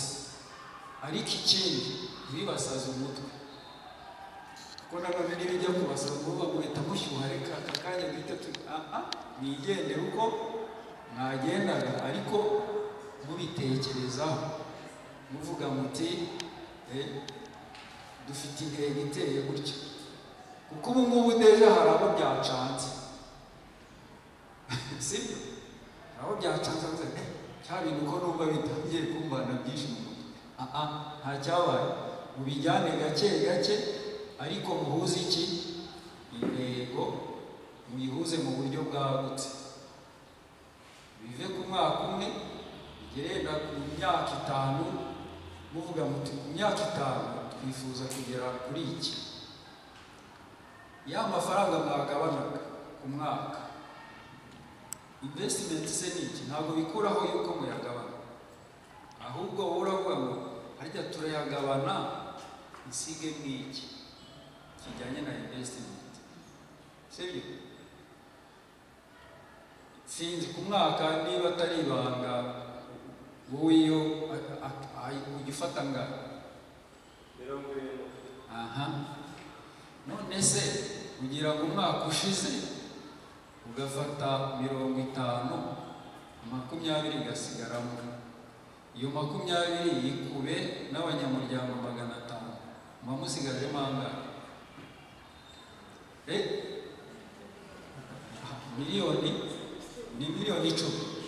Aha, ku mwaka murekemo miliyoni 10, mu myaka 3 si miliyoni 30, myaka 5 si miliyoni 50. Ayo ngayo mwasizemo niyo abakorera iki? Ya investment, kandi na ya yandi 50 wagiye kugira gute? Kuyarya. Ikosa murimo mukora ukurundamo bikamera nk'umushahara, ya mishahara yacu bigasa nk'agakombe bagusukiyemo kamara kuzura, ukwezi kwashira uhita ugotomera bigashira, nanone ukongera ukarundamo. Akandi kantu ngira ngo mbabwire abandi bantu bakoresha, bimeze nk'itegeko ry'itatu. Niba ko kantu utajya ugakora mu iterambere ryawe nyine harimo akantu gakomeye. Niyo kubikomozaho ibintu bya sevingi, uriya ku mafaranga yose ubona, yaba ari umushahara, yaba uyatoye mu nzira, yaba ugize gute, uzajya ukoresha itegeko ryitwa 50, 30, 20. Murarizi? Nyamara tuzongera duhure twige. Dukeneye kwiga. Niba ushaka gutera imbere, iryo tegeko rimenye.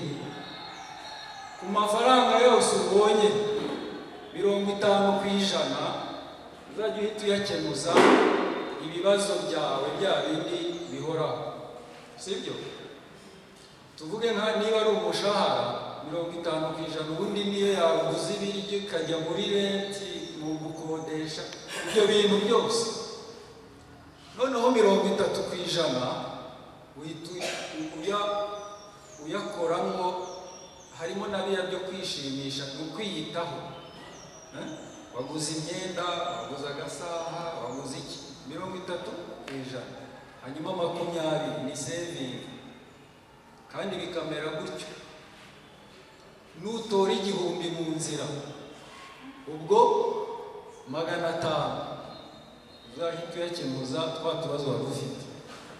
300 ugura amandazi uyiteho. Hanyuma 200 uyashyire hehe? Mu giceri cyangwa n'ahandi hose, uyashyire mu iterambere fund, cyangwa uyashyire no muri ya sanduku ya yindi batereramo amafaranga. Nubigira gutyo ntabwo uzasabiriza, sibyo? Nubigira gutyo ntabwo uzajya wiri gutungana intoki abantu babwira uvuge ngo ntibagufashije, sibyo? Murakoze.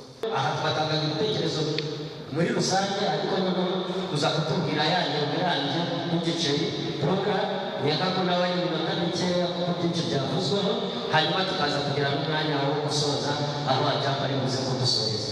Rero njye nari mfite icyifuzo, mumaze kumva nabi na abenshi muri mutisiza nubwo tuziranye ngo wenda hariho narwanyije, niyo mfite icyifuzo bitewe n'aho igihe kigeze. Batweretse twasize umuntu uhagarariye abanyamuryango. Njyewe ku bwanjye ku gitekerezo cyane numvaga naho Pasi nk'umunyamuryango uhagarariye abandi akabaza ikibazo wenda anabariza abanyamuryango muri rusange. Wenda abandi ko dusigaje iminota 6 kandi ubu bikorwa tubifite, wenda abandi iyi gahunda nk'uko Papa Zakariya tubwiye ko turacyakeneye kwiga, iyi gahunda wenda izabaho kenshi, izabaho gusoza gusa umwaka. Sinzi niba icyifuzo cyane wenda sinzi ko mucyumva, ariko njye nkurikije ibibazo n'uko kubisubiza twararahana. Sinzi niba icyifuzo cyane harimo n'ari ijambo wenda nanone ntabwo biri mu guhohotera abandi. Sinzi mwakwemera ko twasaba abariza n'umunyamuryango ubahagarariye, cyangwa arabaza n'abandi arabaza. Simbizi. Hariya hari umupapa wakomeje gushyira hejuru gikorwa nanjye kangura n'umuvandimwe wanjye witwa Nshimiyimana Vedaste yakora muri ubwo ikibazo nari mfite ubwo bashyizeho umuntu wo kubariza abanyamuryango muri rusange yenda nakimwamo nka devoir nacyo akagishyira kuri lisite ikibazo cy'uburyo bwo kwakira abanyamuryango bashya.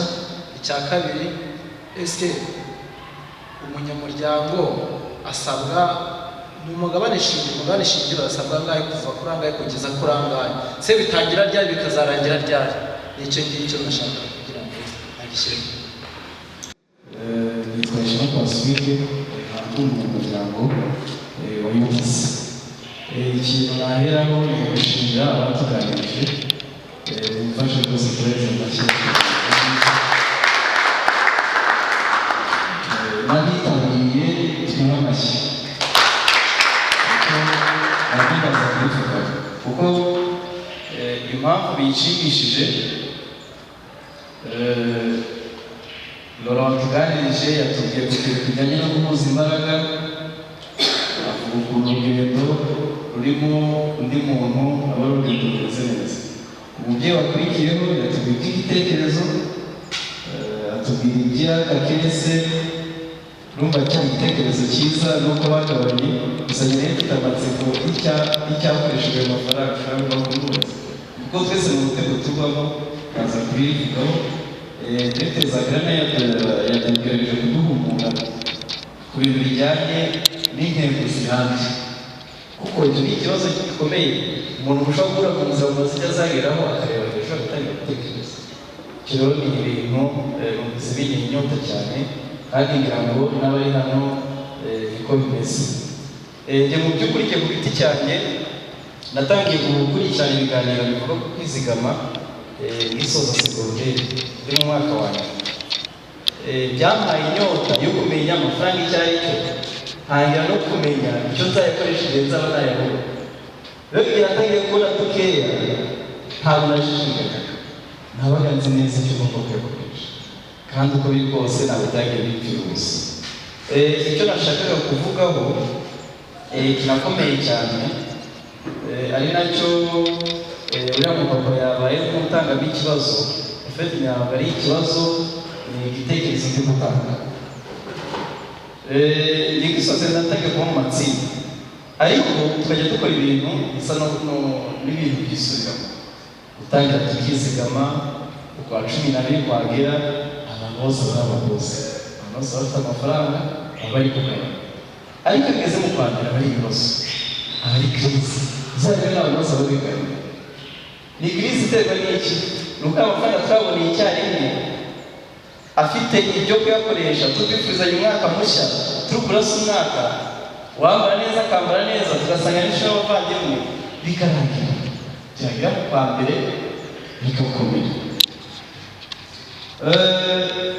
Dr. ibintu yavuze byanteye inyota, n'ubundi dusanzwe tubamo ari nabyo n'umubyeyi abazaga, wenda umuyobozi w'igitsina kudufasha kubisobanura kugira ngo tumenye igiceri porogaramu, tumenye na UTC investment. Ibyo ni ibintu bitandukanye kugira ngo tuze kumenya mu by'ukuri ni igihe turi guhamagarira, kuko nzi ko abenshi turi mu giceri porogaramu ariko abari muri investment bake. Ndumva icyo kinaza kubisobanura neza. Ubwo rero njye nagize igitekerezo cyo kuvuga ngo aho babaze ibintu byinshi bigomba kurangira aha ngaha. Mu by'ukuri umuyobozi w'isi yavuze miliyoni 50 twese twatangaye, twagumye amashyi, ariko rero amafaranga twabonye ntabwo azavaho kuko abantu bose baza bakoze iki? Bose baza bareba bose bakuyemo guhagarika. Urumva byadushimishije kubyumva, twumva biraryoshye, twumva koko amafaranga arahari, ariko mu kwezi kwa mbere ntabwo azabaho. Ariko uyu munsi UTC Investment Group irimo abantu batarenze 25 yaratangiye, kandi uyu munsi ifite miliyoni 15 atazagabanuka kwa mbere, iyo ntabwo azagabanuka kwa 12. Mwari magambo ngo tuzajya kuri Noheli na Bonani, ayo ntabwo arimo. ubonye igitekerezo nari mfite abanyamuryango tubona gushaka ese twatera intambwe tukajya no mu investment. Ibyo batubwiye n'inama batuganirije dukoresheje na rya tegeko bamaze kutwigisha, turamutse tuvuze ati njye ku mafaranga nagombaga kugabana mu kwa 12 ko nsanze yuko mu kwa 12 na nyuma yaho hari n'igihe ndamutse mfashe 25% ntareka umugabane wanjye muri busi investment, sinaba nteye intambwe nkava mu kugabana mu kugotomera bya bindi byuzuye igikombe kigahita cyongera kikaba 0 uko bigatangira kuryoshya. Ubwo ibyo mu magambo make natumiraga abanyamuryango ba Bigiceri program twese tuzagabanya hamwe kwa 12 tugataha twishimye ariko kwa mbere tugatangira gusera yuko twatera intambwe tukaza muri UTC investment kugira ngo noneho dutange dushyireho ubushobozi ejo n'ejo bundi tutari kuvuga ko buraza kugaba. Ubwo noneho bigasiga umukoro umuyobozi wa UTC nawe araza gukomozaho ku kintu kijyanye n'icyo gukoresha ubushobozi. Reka nacyabara yabaye nk'ukivuga ibiganiro byanjye cyane wambere ati tuvuze imbaraga ukurikiye ko kubuza ubushobozi undi akurikizaho icyerekezo n'ibintu bijyanye kandi biryoshye. Ubwo rero mu magambo make nk'uko yaravuze ndaza kubimubariza ni icyo ngicyo navuga abanyamuryango ba Bigiceri program ibyo twatera intambwe tukagera muri investment group bakaza gutubwira ibyo dusabwa n'uko basaga umugabane nangahe ese bizagenda bite mu gihe kingana gite, noneho kugira ngo iriya jambo rirambye ryanditse hariya niba ijambo ryanditse hariya ahubwo tubwire ibyo bikorwa birambye rero si ukugabana ku mwaka w'umuntu kugira ngo dushyireho ubwo buryo bwo kugira ngo tumwere murakoze cyane. banagikomojeho uze kutubwira sekirite y'amafaranga umuntu aba yashyizemo, umutekano, kuko ubu ngubu abashyashya baza nyine aribaza ngo ni bya bindi by'amakoperative bazaturya, sibyo? Uwo mutekano w'umutungo w'umuntu yashyize mu giceri cyangwa yashyize muri investment group bigaragare, sibyo? Nibigira umutekano abantu baziyongera natwe twese tuzaza, sibyo? Uwo mutekano nawe uze kuvugaho uburyo murimo mu bupanga. Murakoze. Nk'inkuru yabaye muri uyu mujyi ni kugira ngo ni ikintu cyabaye, si n'inkuru wenda sinzi ko byagenze, sinzi ko ntacyita, ariko ni experience nziza abantu bakwiriye no kwigiraho kugira ngo mukire Ngarambe muramuzi, twese turamuzi hano muri uyu mujyi, sibyo?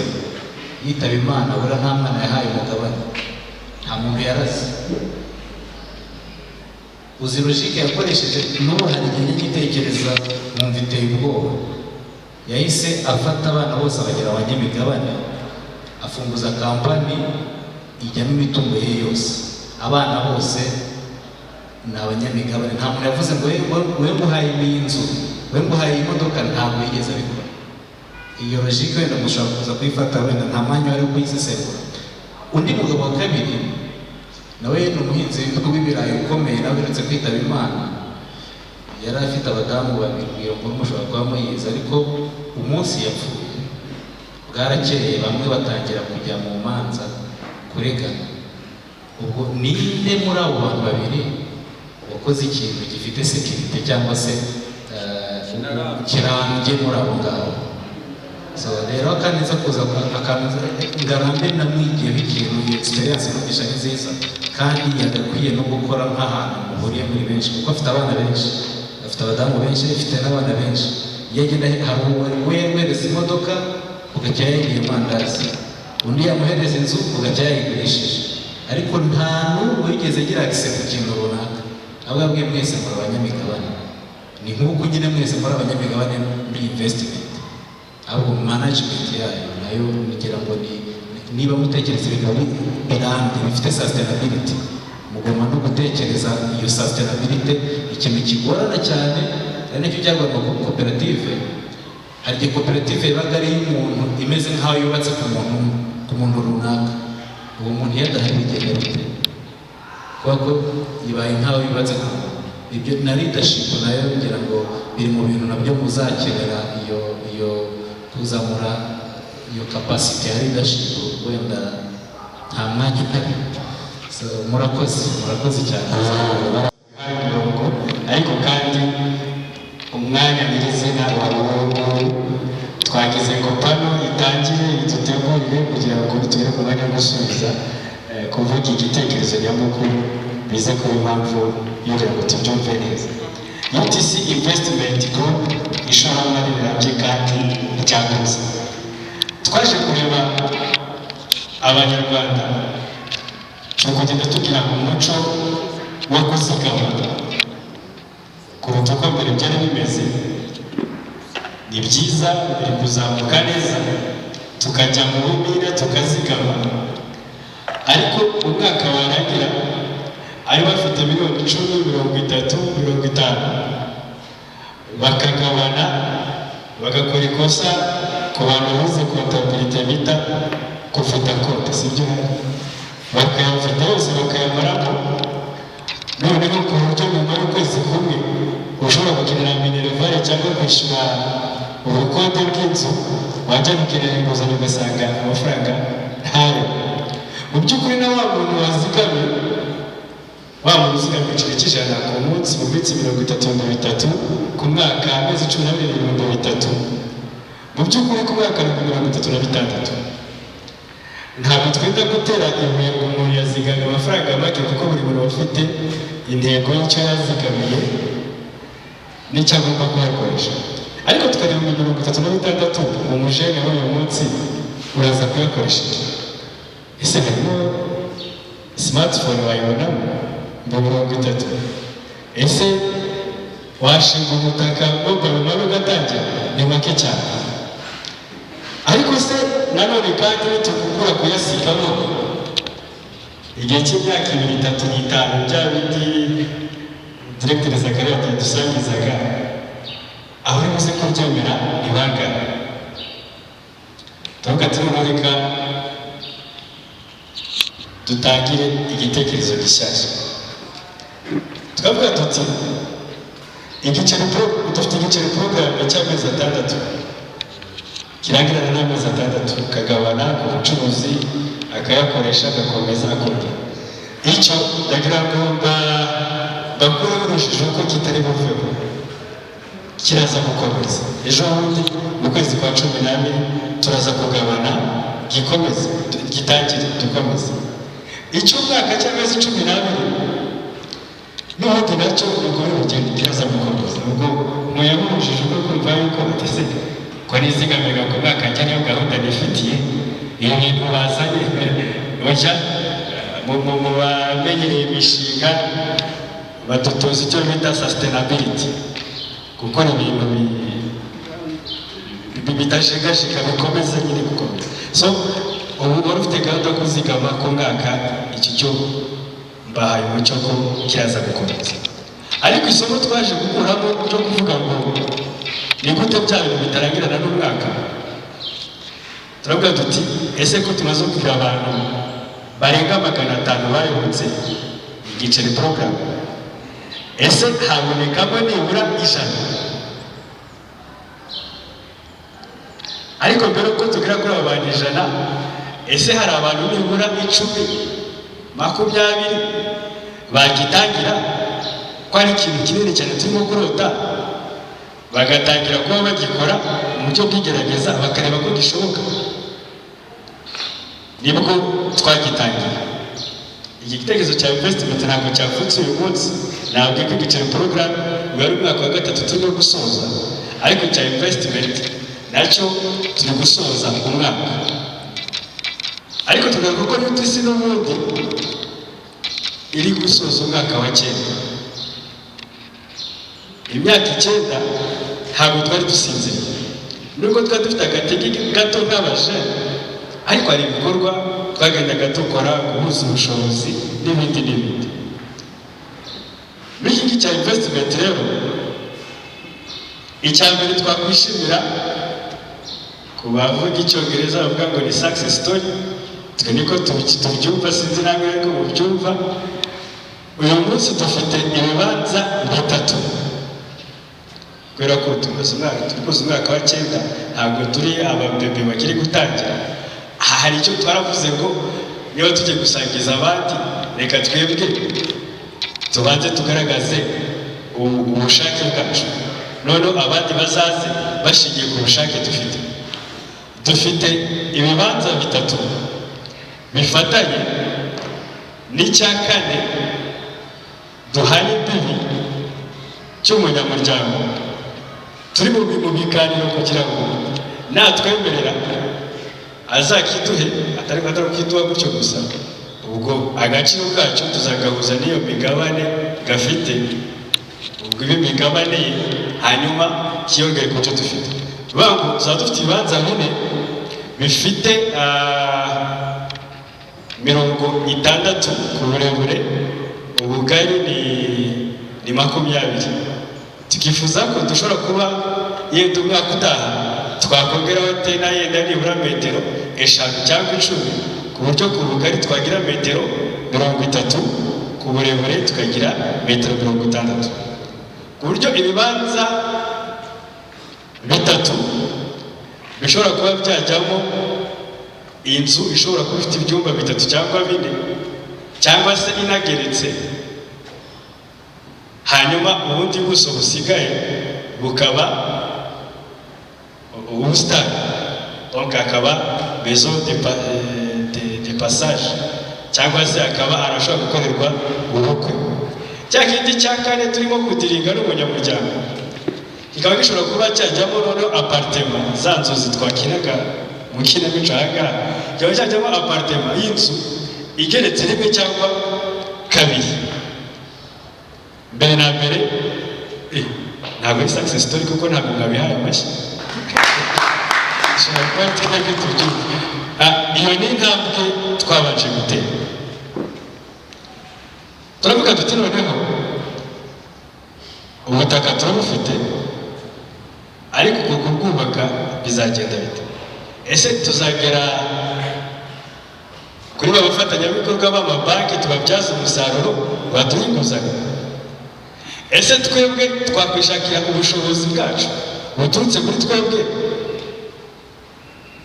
bwa busitani ya nzu tukabyiyubakira ku bushobozi bwacu, noneho ya nzu igeretse 1 cyangwa 2 cyangwa 3 akaribwo twegera abafatanyabikorwa